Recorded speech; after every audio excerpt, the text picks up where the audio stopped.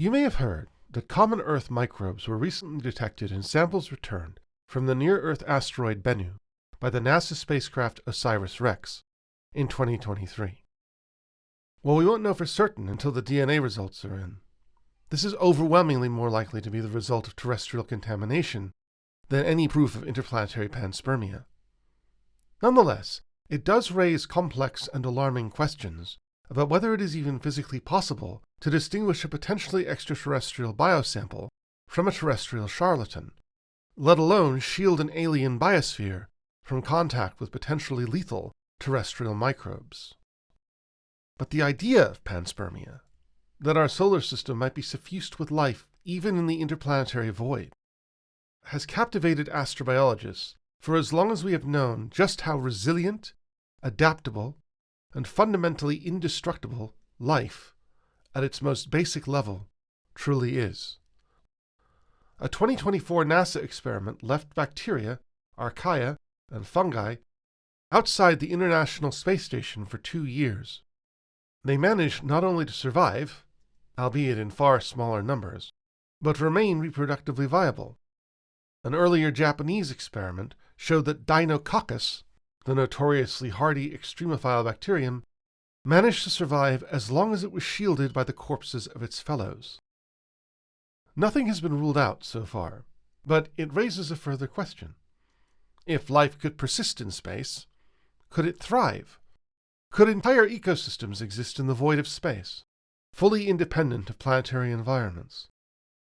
That's a question that a paper published in the journal Astrobiology on the 16th of December by a joint team from Harvard and the University of Edinburgh attempted to answer. And their answer was, at least to me, surprising, in that it was not negative. We all heard of space whales, great behemoths that ply the ocean of the cosmos, catching the interstellar winds with their continent-sized flippers, sustained by stellar radiation or the occasional snack of interstellar debris, their life functions ticking so slowly that a single thought could last a century. Beguiling as they are, I have never considered them particularly likely. Interstellar life, true astrobiota, is almost certainly impossible. Most understand interstellar distances to be vast, but few truly grasp their magnitude. It took the spacecraft Voyager 2, traveling at an average speed of 54,000 kilometers per hour, 12 years to reach our solar system's current final planet, Neptune. If our solar system were scaled up to the distance to our nearest star, Proxima, then by then Voyager 2 would have barely made it past the Moon. Today, 25 years later, it has barely traversed 6 lunar distances. The density of interstellar space by mass is 100 quintillion times, that's 1 with 20 zeros after it, less than Earth air at sea level. Given those conditions, it's hard to see even the most basic form of interstellar life emerging in the age of the universe. Interplanetary life, though, spaceborne life confined to a single star system, is perfectly plausible, and it was on this form of life that the team focused. Any form of life, the team argues, at least as far as we understand it, requires a number of non-negotiable prerequisites: liquid water, an energy source like the sun, some process of oxidation and reduction to allow that energy to be harnessed, and what I call sponge, and everyone else less euphoniously calls chomps. That is, carbon, hydrogen, oxygen, nitrogen, phosphorus, and sulfur, the elements that comprise 96% of all life. The medium that the team speculates will enable these processes within the vacuum of space, and thus enable the existence of interplanetary life, is, well, life. According to the team, life itself will form the crucible for an interplanetary ecosystem.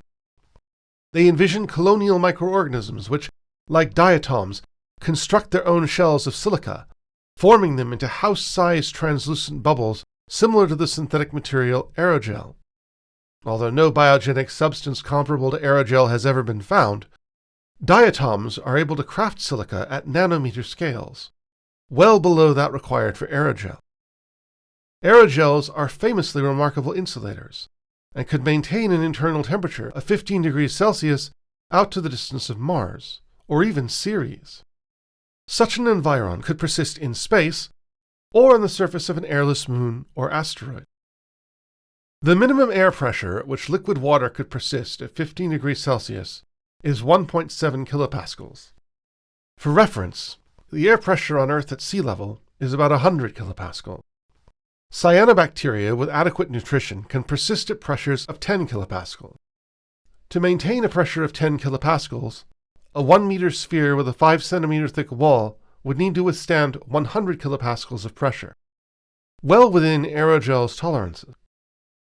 Silica, especially in combination with reduced iron, could also provide adequate protection from the harmful radiation of space.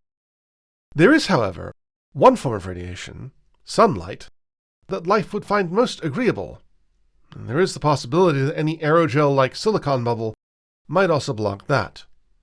The team, however, brushes away such qualms. Arctic algae can photosynthesize under ice at light levels 35,000 times dimmer than surface sunlight. Even Pluto is a blazing hell compared to that. One major issue for any interplanetary organism would be the loss of volatile gases like oxygen, nitrogen, and water to space. Without gravity to pull it back, any substance lost to space is lost forever. The permeability of aerogels is not fully studied, but given that bioplastics are impermeable enough to allow a 20-meter sphere to retain its volatiles for 1,300 years, it's likely that aerogels would be even more effective. Another fairly obvious issue for interplanetary life would be nutrition. In an environment in which distances are measured in millions rather than thousands of kilometers, finding adequate sources of food would be vital. The most likely source of materials, the team argues, would be carbonaceous asteroids. Also known as C-types, carbonaceous asteroids, which line the outer edges of the asteroid belt, are not only rich in carbon, as their name suggests, but water, as well as other sponge elements. Microbes have been shown in a lab to grow when placed on carbonaceous chondrite meteorites.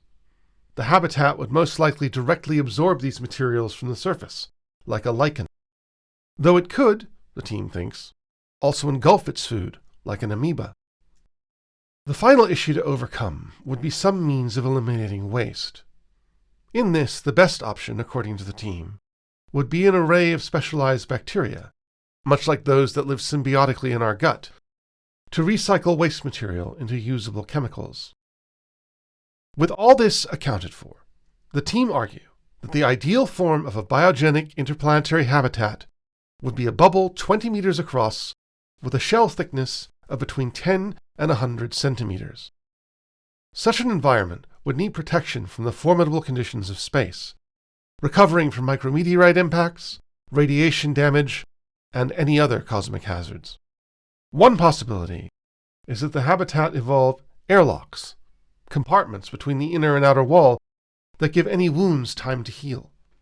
Perhaps, and this is my idea, not theirs, so I have no idea how scientifically plausible it is, the habitat could evolve some form of coagulation, turning escaping water into a gel to ensure that, when exposed to space, it freezes rather than boils.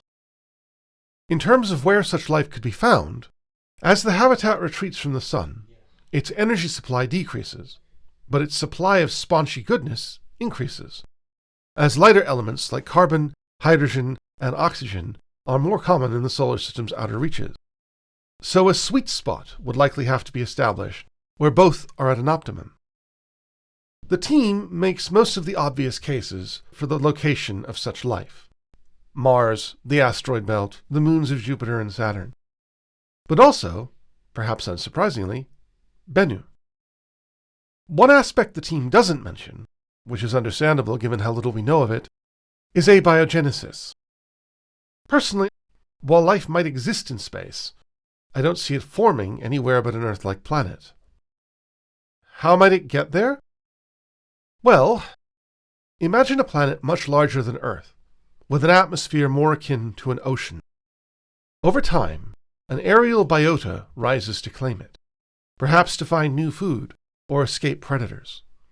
One such being, a colonial creature such as the Portuguese man-of-war, but more docile, becomes the primary prey for the great soaring predators of this world, and, at first only to reproduce, rises higher and higher into the less hospitable upper atmosphere. As more and more niches are claimed, outliers escape ever farther until they rise to the top of the atmospheric ocean. If the planet's star were particularly active, such creatures could evolve means to catch the stellar wind and ride it to pastures new. But that's just my imagination. Actual scientists can decide if I'm right. I'd like to wish all of my fellow seekers a late, very Merry Christmas. If you'd like to become a fellow seeker, you can like or comment on this video, subscribe to my channel, or become a patron on Patreon. Link in the description. Stay curious, fellow seekers, and I will see you again soon.